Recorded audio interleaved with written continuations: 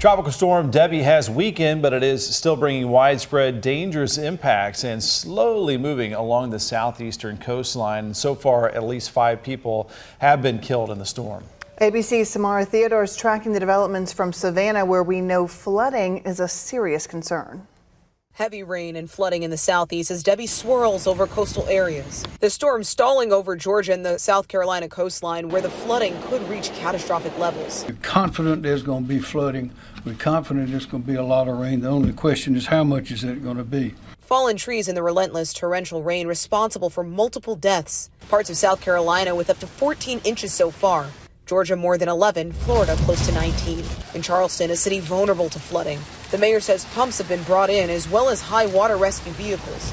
There's a curfew in place there. In Moultrie, Georgia, north of Tallahassee, authorities say a 19-year-old was killed after a tree fell through his home. At least 9 tornadoes reported in South Carolina and Florida. We had absolutely no time to react. It was right on us. All we had time to do was just kind of look at each other and say, run. Debby making landfall as a Category 1 hurricane in the Big Bend area where the Panhandle meets the peninsula. In Sarasota, cars stranded in the middle of the road, people kayaking on flooded streets. Aerial views capturing boats tossed onto the shore, homes submerged. The roads can be hazardous when they're underwater. Don't try to drive through that. Take proper precautions. There's also significant worries about storm surge. We could receive up to 4 feet of storm surge along the South Carolina coast. Then the remnants of Debby take aim into the northeast, hitting cities like Philadelphia, Washington, D.C., Boston, and New York. Samara Theodore, ABC News, Savannah, Georgia. A lot of those places are favorite vacation spots for our area. Charleston, Savannah. Very popular. You've got friends out that way. And so, yeah, 10 to 20 inches already. And this is just such a slow moving storm, as we'll see here with the weather model data.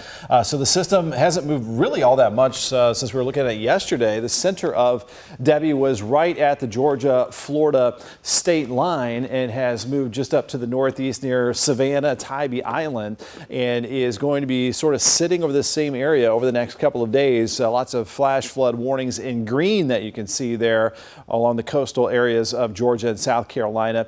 So this is a look at Futurecast. This is through tomorrow afternoon and then into Thursday, Friday, starting to make its move up to the northeast. We'll start to pick up some speed by this weekend and get out of here. But in the meantime, we have, again, today all the way through the rest of the work week where we're going to see some big rainfall totals on top of some major, massive rainfall totals. So the worst of it, the bullseyes of that heavy rainfall over southeastern Georgia to South Carolina and North Carolina.